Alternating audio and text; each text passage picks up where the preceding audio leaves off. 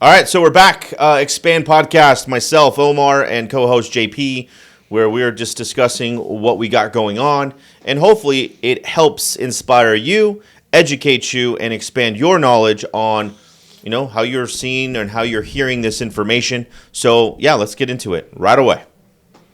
So what's up, JP? We had a crazy ass week. It's been an interesting, a lot of sellers being helped, some sellers getting fired.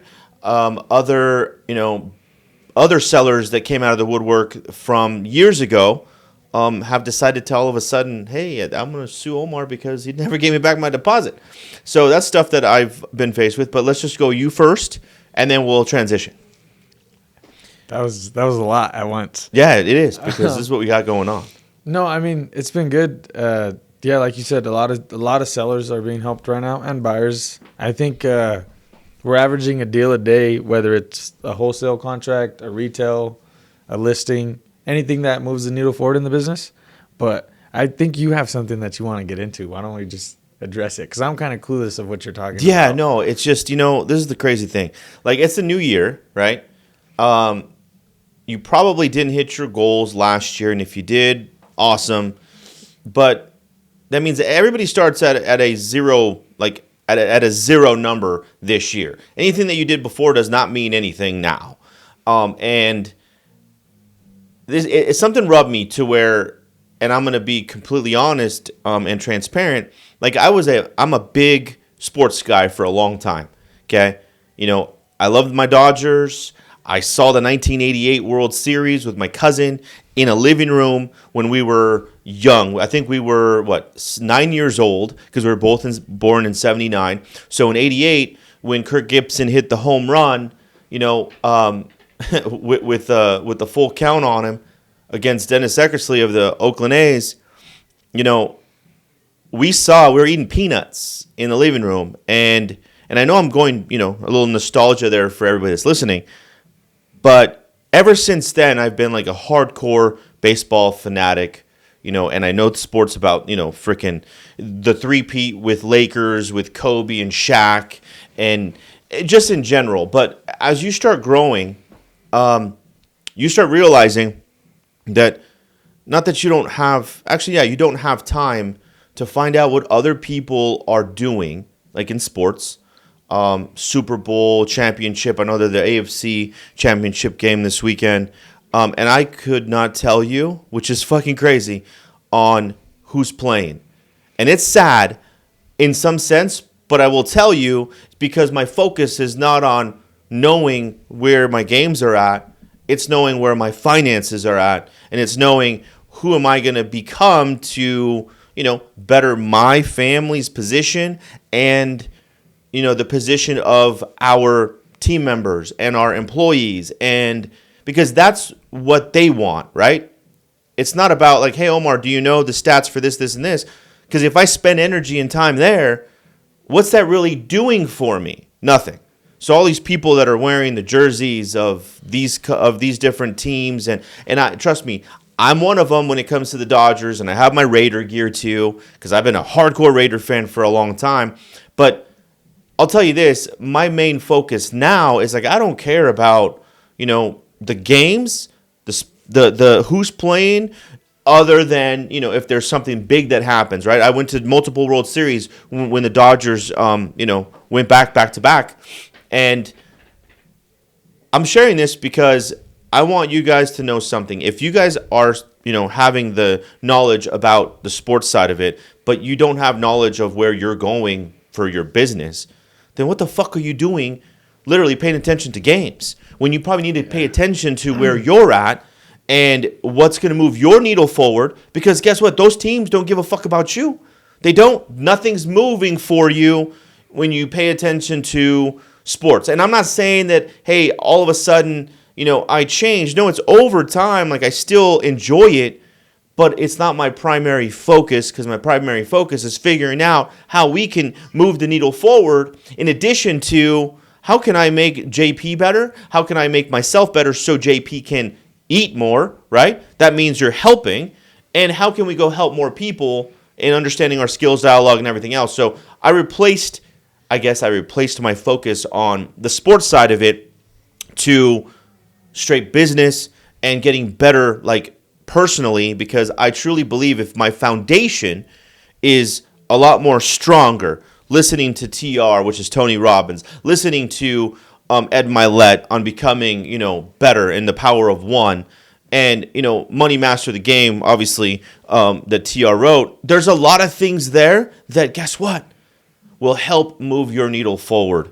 And I know I wanted to talk about this because it's like, dude, I don't even know what the fuck's going on with the NFL. The games, yeah, I'll do the research, it's fine, I'll know, right? But it's not my primary focus, man. Yeah, it really isn't anymore. It sucks. I think what makes me like really sad is that when I see like men in their like mid to late 20s, even 30s, 40s, 50s, spending their whole weekend, just drinking their life away at a sports bar, wearing some other dude's name on their back and cheering for him. Like the only name I want on my back is my last name. That's it. And I don't play sports, right? But what if you applied that same, I guess you could say, time, energy, and effort towards your business, towards your goals, towards your faith, towards your family, towards your relationship? It doesn't even have to be business. But think about an ROI, faith, right? Family, fitness. Yes. So, but think about an ROI, like a return of investment. If you're putting time, energy, and effort into your faith, there's a return there. 100%. There's a return if you do that with your finances. There's a return if you do that with your fitness, your relationships. You don't get no return spending your time, energy, and effort into sports, unless you're like a sports bettor, which is awesome. Then you better know your stats, for those right? people that like post like about fantasy football like 20 times in one day while they're at their 9 to 5, like what are you doing with your life? In my opinion, it's like you're cheering on someone that doesn't care about you at all, doesn't know you. But you're trying to make money off of his performance. Why not try to focus on your performance to make those ends meet, to put your family in a better situation? Yeah, and sports are great. They teach us some of the greatest lessons. Like I love basketball. I love the Lakers, but I don't know what the Lakers record is. I don't know who they play this week. But I can tell you what I've learned from Kobe. 100%. I can tell you what I've learned from people, some of the greats that have just played the game, because there's been a return of investment there for me. Yeah. So I 100% agree. Like, I don't like when people get hyper focused into sports just because, I see you pouring into a cup that you're never really going to receive anything back from. Later on, if you pour into your cup to truly like elevate and to level up your knowledge about any industry that you're in, well, guess what? Like, go make a crap load of money and then go get the press box. Yeah. And like, then you host people on, in your suite.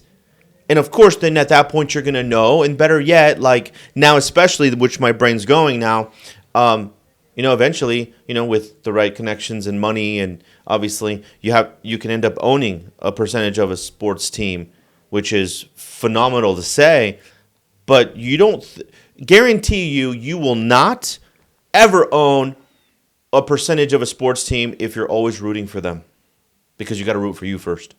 Yeah, no, I think it was a great topic to get into. It's just different. I don't know. This kind of relates to that, but I made a story about it this morning, and I'm going to read it just because it's something that I can't stand seeing. In the past 6-7 years that I've been in the gym, I see a lot of dudes that are in the gym that are crushing it.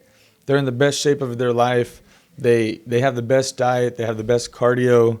And like I said, they're in the gym every single day, 2-3 hours a day, killing it. But as soon as they step out of the gym, they go back to, what we talked about earlier, having no faith. Their relationships have no merit to them. Their finances are all out of whack. And I wrote... But they have great bodies and they're great physique. And that's interesting. They think that that's going to automatically just translate into everything else because, I'm disciplined in the gym, I'll be disciplined in my relationships. Like, no, it doesn't. Or in business, just because you're a great athlete in the gym doesn't mean you're going to go be a good partner, a good friend, a good husband, a good son, a good father, any of those things. And what I wrote was, in my belief... to many of us hide our shortcomings, pain, and limiting beliefs in our gym progress or fitness journey.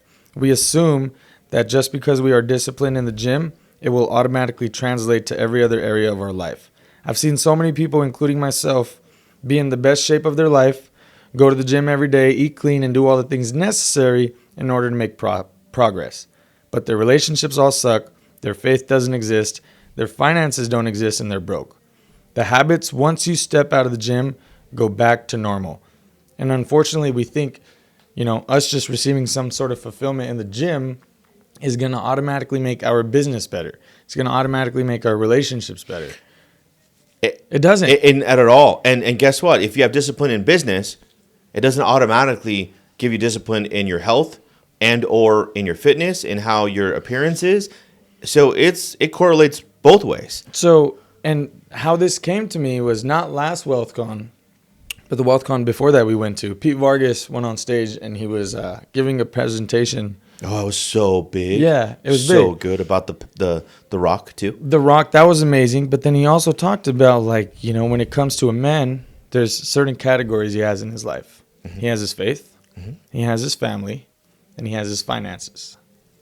And then he has his fitness. Mm-hmm.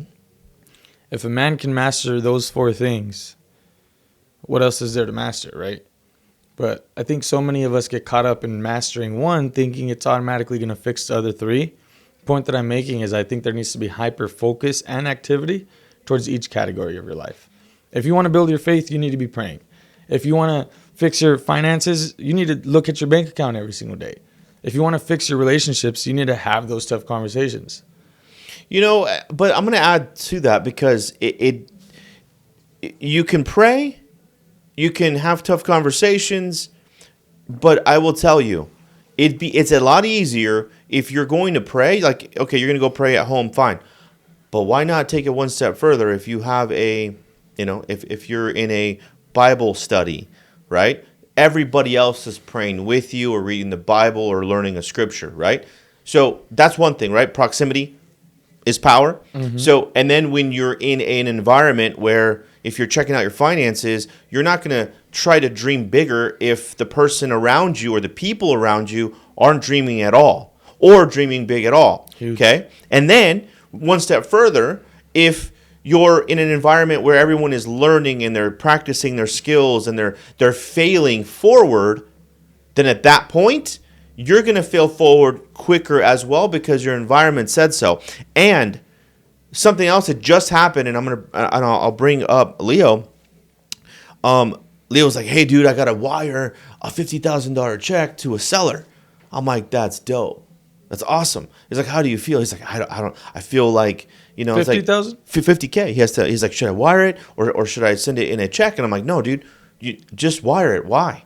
And the reason I say this to him is because when it's wired, it's out of your account immediately. There's no coming back. A check you can always cancel, you can always stop it, and it takes a while. And I just told him an example of I wrote out a check for someone for a year in advance of an interest, right? For their loan that they lent me to flip some houses, and he never cashed it. Here comes November of this last year. He's like, "Hey, dude, guess what? I never cashed that check. I can't find it." I'm like, "I thought you cashed it a long time ago, right?" Because we're moving. He's like, "Yeah, so I need it wired." I'm like, "Okay, let me look to see if he's lying." Sure, yeah. Right? So then I'm looking, and it's like, "Yeah, no, he never cashed it. Shit. All right." So I ended up wiring the money. And then I was telling Leo, I was like, "Leo, it's not about the $50,000. It's about if you end up paying more." And I just told him his perspective. He's like, "Yeah, but you're paying out a lot in interest." I'm like, "Yeah, I can't wait till I pay $300K in interest." He's like, "Why?" He's like, "Because then I'll be making $3 or $4 million." And he's like, "Oh, okay." He doesn't have that conversation if he's not in this environment. If he's not in a place where his mind can get stretched. 100%. He's like, "Oh, perspective immediately." Mm-hmm. So that, again, that conversation with other people in the room, even his, people are going to be like, "You're doing what? That's what I make in a year, or that's what I don't make in a year, and you're sending that out to a seller from your account. Wow. What do you do?" And then here it's like, "Okay, that's cool, but you can do more." Stretching you. And that's what I said when you said talking about faith, family, fitness, and your finances. If you're not around the people that are going to stretch you, you won't be a better you won't have better faith. You won't have better finances. You won't have better fitness, you know? And sometimes you might have to take the plunge and pay to be around that. Yeah. And that's what I did. Honestly, I'm going to tell you something on something you don't know. You gave me a bet, right? For $5,000 to get a six-pack or something close to it. Because a six-pack is really difficult, especially if you're not in a calorie deficit and you're not lean as hell. Honestly. Can it be done? Yes. But check this out. I hired a coach and I paid the investment. That number that you offered me. And I told him about it. And he said, okay, let's make sure that you can at least recoup that money. And then he paid for your whole training for me. I said, perfect. Wow. Perfect. So I explained it to him, and he's like, this is dope. That's honestly awesome. And he's like, okay, we got 8 weeks. And we're going to do whatever we need to do. You know, and I'm watching what I'm eating. I'm trying not to eat fucking chips and this and that. And even at home, I'm stopping eating at 6 o'clock. I'm wearing an Apple Watch, which I don't normally like to. I like to wear my normal, you know, I bought a nice watch, so I want to fucking wear it, right? Yeah. But he's like, no, you got to count your steps. You got to do this, your heartbeat. I was like, okay, fine. So I am, and it's cool. I'm going to wear it every single day. I'm just I'm priming myself, right, to get used to this. And it's cool because it is going to require a different me. Yeah. Right? And if I'm not around, and if I don't have that payment, that investment in myself, yes, I'm paying somebody else some money to teach me and to tell me, give me nutrition plan, the whole workout plan too, bro, the program, everything. And it's like, the work. I just got to do the work, but that's fine because that's on me now. And now, how many times is that in like so many other areas of our life where we have the clear instructions, we have the step-by-step, you know, details on what we need to do in order to achieve what it is that we're looking to achieve, but we don't because there's fear on the other side. Something that limiting beliefs and fear, bro. Yesterday. Yeah, but you said something yesterday that I was just like, whoa, I never thought about that. And you used someone as an example, but you said maybe the reason that, you know, you haven't made $1 million is because you're scared to become and be that $1 million person. 100%. And I sat back and I was just like, whoa, that like, you know, fucked me up a little bit in the head. Because the $1 million JP, you know, isn't JP right here? It's not at all. And like, I don't think like that's obviously inevitable, right? But I think what people are scared of is the sacrifices they have to make along the way to get to that $1 million person. And that sacrifices can include people. It can include time. It can include memories, whatever you want it to be. Right. And, you know, we get stuck in comfort, whether it's relationships, jobs, certain ways of living. And yeah, I don't know. That was a good point that you made yesterday. And I've been putting like a lot of thought towards it. Because someone told me this. It's like, are you scared of success? I'm like, what the fuck do you mean? Yeah, like that was like, whoa. Like that's what do you such mean? A trip. Like, are you scared to be successful? And obviously the clear answer is like, no. But then like, you sit back, there, you sit there and think about it. And you're like, oh shit, dude. Like being successful requires something. Like being successful requires something and someone. It requires separation too. Yeah. And I was just like, whoa, like, are you afraid of being that person? You know, I was just like, I don't know. I think a lot of people should ask themselves that. Are you afraid of success? Because, and honestly, you go that one step further, it's the gap between where you're at now and where you want to go, right? And where you want to go is you want to be that $1 million JP, that $1 million man, that 7-figure earner, right? Or multiple high six-figure earner if we're going to take a scale, right? Mm-hmm. But that gap is filled with fear, limiting beliefs, skill set shitty, you know, your bad habits. All those things are in the middle. And I know we talked about it yesterday, but we can touch on it a little bit more, is that sometimes we're not sure if we're capable of it because of our environment. No one else is pressing you. No one else is pushing you. No one else is pulling you. And no one's holding you accountable. In addition to, like you said something yesterday, that I warrant criticism. And you told me, it's like, hey, I'm going to fucking pull you. I'm like, no, I'm going to pull you. No, I'm going to push you. Because at times, we're going to push and pull both of us or each other to really become better at what we are practicing, period. Yeah, and that's just life. It's not just becoming better at business. You know, for you, it's becoming a better partner, a better father, a better son, better mentor. To a new baby coming soon. It's like every single category of your life. And then for me, you know, a better future husband, a better future father, a better future a business partner. So I think there's a lot of things that, going back to what you said, when it comes to the proximity, you need to be around people that stretch you and don't let you give in to those fears and limiting beliefs that you have.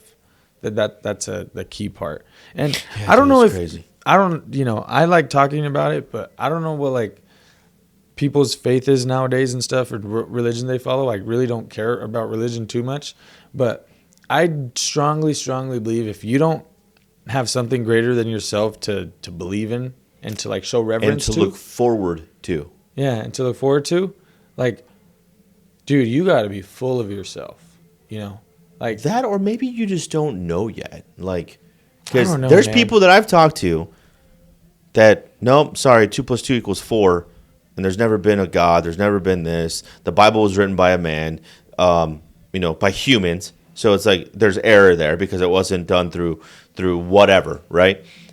And or the Book of Allah or fucking the Quran. The Quran. Yeah. All these things were literally written by someone. Yeah, which 100% is true, but what is also true to me, it's that want. It's that need. It's like there's somebody else that's watching, that it's our higher power. Yeah, man. Like I have it on my arm, and like I said, I believe in Jesus, I believe in Allah, I believe in every religion there is, but I simply don't believe that God is man. I just myself, it's a bigger being. Have a belief that God is much bigger than man, and we couldn't even fathom what God is. Right.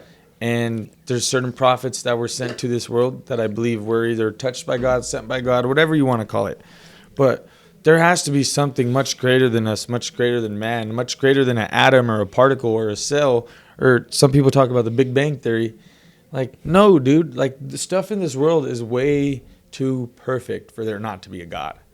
Like, think about that. Well, okay, now one more thing. If there is a God, which I believe there is, there's only certain parts of the world that are perfect. Free will. True. We're to blame, not him. He gave us the power of choice. We made the choices. Like other countries. Like going into Gaza. And it's just like, dude. It makes me think, too. It's like, dude, these are just people pissed off at each other. Yeah, literally. Because someone took their land. Let's touch on it. Gaza, it was reported this past week that there's no more hospitals in Gaza. Imagine. And I was thinking about that. All right, we got the city, we got the high desert. Let's just say the high desert has no hospitals or access to any. Is that picking that up? Yeah, that's all right. Sorry, guys. But there's, access to no hospitals whatsoever. Buildings have been crushed, so I think to that point, obviously it's hard to speak for those people, right? How do you build faith when you're going through something like that? Right. But I guess I'm just speaking based off of what I know, the life that I've lived and the way that I've came up. I can't imagine a life without having faith. I don't know. It's like we get in a car to let the Uber driver drive us somewhere. We get in a plane to let the pilot the plane, a boat for the captain to, sail the boat. Why not let God take the wheel? Honestly, yeah. And I grew up in faith, Holy Communion and confirmation. Do you consider yourself a Christian? You don't have to answer this if you don't want I know. to. You know what? I do. Like, obviously, I was raised Catholic. But Catholic and Christianity, obviously, are pretty similar in general. But it's one of those things where even Christians get baptized. And being closer to my dad when he was here with us, he'd pray. He would always say, hey, we don't have anything without God. We don't have nothing. Like he blessed us to become this, this, and this. And, he came from Mexico as an immigrant. For all those people that are watching, yes, my dad was an immigrant who came here and illegally and still paid taxes and still did his thing. And Wait, he didn't do it the right way, bro? no, you know what? Yeah, he didn't do it the exact right way.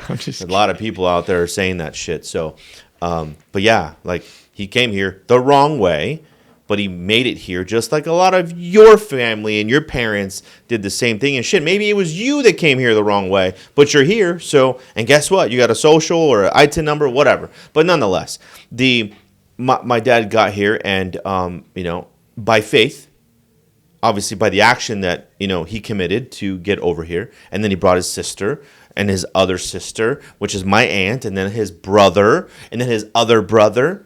So yeah, they all came here not the right way, but guess what? They all pay taxes. And the point I'm trying to make here is that none of that's possible without some faith, period. And literally, my dad knows the Bible. He knew the Bible. That's awesome. And it's awesome because it kind of like, you were at this funeral, and I said a prayer in Spanish when I was up there, and it's something that he did every single night at the restaurant when he left, like every single night, and it was just instilled in me, and I just know it, like the back of my head, and he would always, teach me more while I was growing up. Have you read the Bible at all? No, I have not read the whole Bible. No, not the whole Bible. No. So I have before, yes. Yeah, me being like Indian and coming from India, the religion that my family comes from is Sikhism, and I don't consider myself a Sikh. Well, actually, I correct myself. I consider myself a Sikh, but what's cool about Sikhism is one of our core values is having a tolerance for other religions, which is weird, right? Right. Like that's one of our core values as a Sikh is to have tolerance for other religions. That's actually great, though. To show service to humanity, right, and to show reverence to one God. That's the only thing that Sikhs push on you is that there's one God. So after learning that, I was like, you know what, dude, I really want to open up the Bible. And I actually opened up the Bible this past month, and I'm reading Matthew right now, trying to finish the gospel before I read it cover to cover. And the Bible has so much wisdom in there, regardless of who you believe in. Right. And, like I said, I'm not reading the Bible to become a Christian or to You just want the knowledge. Baptized. I want the knowledge and the betterment that comes with it. I want to make a point, and I don't know if you watch the podcast or not, but George Janko and Tony Robbins. Tony Robbins says we're all born with faith. And the reason is that... yeah. You know what I'm talking about, right? Yes, I do. We all drive to work every single day, and sometimes there's only one lane splitting us and the direction of the opposite traffic. Right. Only 5 feet. 5 feet. At any moment, that other car can be angry, veer over. Like any split second, your life can be ended in a matter of seconds. But you get in that car having faith, knowing that you're going to make it to your destination safe. Right. But he also mentioned that a muscle unused doesn't grow, it just shrinks. Mm-hmm. Faith unused doesn't grow, it shrinks. Same thing with courage, same thing with discipline. So I thought that was a good point to make. No, 100%, man. It's we have so much faith in what we're doing on a daily basis that we don't even see it. Now, question. Why haven't you read the Bible? I just haven't read it cover to cover, no. Do you think I'm not gonna Do you think you need like a pull towards personally, do you think you would need like a pull towards it? Because me, I feel like I generally feel pulled to grow my faith. So I'm doing everything I can to do that. And I'll tell you this. And the last couple wealth cons, I'm not going to lie. I did go to a fellowship a long time ago. It was awesome. And that's when a bunch of guys got together just explaining what we got going on and really understanding not necessarily the Bible itself, but just having faith and praying. And, I consider that a fellowship. I don't know. Somebody else may not. But ever since, I've been a little closer to, I'll tell you this. After my dad passed away, I felt a real need and a want to dive into it.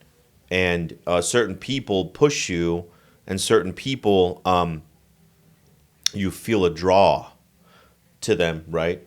And or a draw to what they believe in. And the couple times that we were at WealthCon, where they led the morning, they had a morning service before our event. That was powerful for me because I felt so convicted and I felt so touched that the Holy Spirit was in the room. And of course, you feel like, hey, Pops is here, or, you feel like someone that you love that isn't with you on this earth is there with you. And it just draws you in. And it was something special. And I'm not going to say that, I do want to, not going to lie. I do, because I have before when I was going through catechism, I went through the Holy Communion, and we learned the Bible, right? But the smaller little version for us as kids. And not that I don't know any of the scriptures, which I do, and some of them by memory, but it's something I you know what? It's a challenge. I'm not going to lie. It's going to be a challenge, and I do want to have that, you said it, betterment of how to become a better person. I think about this, and, this comes from my grandpa and like my household. He's like, when you think about an honorable man, right? You think about how well he takes care of his family, right? His relationship with his family, his relationship with God, his service to his community. There's a lot of things when it comes to like overall, I think, in my opinion, being an honorable man. And you can sit here and argue about what's an honorable man. And me personally, I think I've talked about this on an episode before. I think when you have a relationship with God and you understand that things happen for a reason, you're able to endure hard times like you never would before, because you understand like the greater purpose behind them. Right. It's happening for me, not to me. Yeah. And like I literally remember, whether it was 6 months ago, a year ago, sitting in my room, tears running down my face, and, literally having conversations with God like, hey, man, listen, I don't know why you're putting me through this, but I know it's for some greater good, and I want you to know that I'm willing to go through it. Just, I'm not giving up. I don't know if that means something, but it should. No, it that does. I'm making, it's me giving an example of like, that's faith, right? Right. And that's what you have to have that. You have to have that. You have to have that conviction built within yourself that no matter what's thrown at me, I'm going to come out on the other side a much better person. But I'm glad I brought that up, because I think, you just said it yourself. You want to build on your faith a little bit more, but there's certain challenges that are there. Yeah, because everybody has them. I'm sorry. Like, yeah, no, 100%. But it's cool, because now that you tell me, it allows me to challenge you to grow your faith. Yeah, I did download the Bible app, so that was kind of cool. Oh, there you go. See, perfect. Yeah. And I already did that before anyone's asking. So it's like, if I want, this is the crazy thing. Yes, being in the proximity of people that have faith will push you probably to have more faith, if that's truly what you believe in. Okay, if you're convicted enough to even try and to open up about it. Yeah, and I'm open up about it all day. Like, yes, I have faith. Yes, I've been touched. I've had, not that we're speaking tongues or anything, because some of those places are fucking weird. I'm not gonna lie. Yeah. And I will tell you that shit now. And I've been in some Christian churches where it's like, la la la la la. I'm like, nah, man, fuck that. And I hate to say it. Okay, so I heard this thing. I'm sorry. Fucking crazy. I heard this thing. It was like, what makes Christians? If you get offended, that's your problem. Like I know who. And if you speak tongues, fucking cool. All I'm saying that's is, something. That's a skill. Apparently. You know what I heard? It's clearly a joke, but it came from Tony Robbins. So if you get offended by this, like, you got to check yourself. But he goes, you know what makes Christianity shitty? And George Janko goes, what? And he goes, Christians. And I was like, wow, that's, as simple as it is, that makes sense. But another question I have for you. Yeah. Have you been wanting to go to church? And if you have, why haven't you? Good question. I just feel like to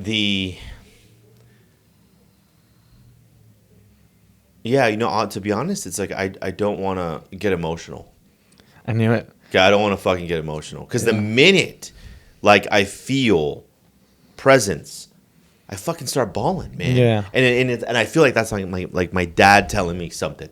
And whether it's my own convictions of the shit that I've done, because I'm not a perfect person, we're all striving to be that perfect man for our family, for our business, for our friends and employees and stuff. But it's just I'm human, man. For you to say that though, I think takes a lot of growth. For you to even say that, I'm not sure what it is. Maybe it's its presence. Maybe it's its presence. Maybe it's my own conviction based off of things I've done in the past that I'm not happy with. That alone takes, I think, a lot of growth in itself to be able to admit. Because how easy is it to just say like, oh yeah, I just get emotional because of X, Y, and Z and make something up. So the fact that you're able to get vulnerable, emotional, and be honest with yourself is key. I think it's now just taking the next step forward, taking baby the next steps. step forward. And I'll say it. And I challenge you by the end of the year. I'll go a couple times. I hope to go to church a couple of times a month. Yeah. Like I said, and this is the thing. They say church is, Josiah, do you know the quote for this? Church is where two men gather in the name of one. That's considered church, right? Two or more gathering. In the name of one. So this could be considered church right now. But I think you always talk about it, right? Checked. It's considered the proximity, being surrounded with people that are in faith. Truly want more for themselves, regardless of everything else that life brings with it. So and I hear this, and it's like, damn, and people might not like, sometimes you do things for other people, okay? And I want to do it first for myself, right? Because I feel like there's a draw and there's that deep conviction. But I want my little girls to know. Like, that's my whole thing. Well, I want my little girls to be like, I'm praying and I'm thankful for what we have. They need to see you do it. And 100%. And that's literally, I think, my dad telling me. Why aren't your girls here? Yeah. Fuck. Yeah. It's good. Yeah. Fucking JP. Why aren't they All right, here? that's good. All right, we're moving on. Yeah.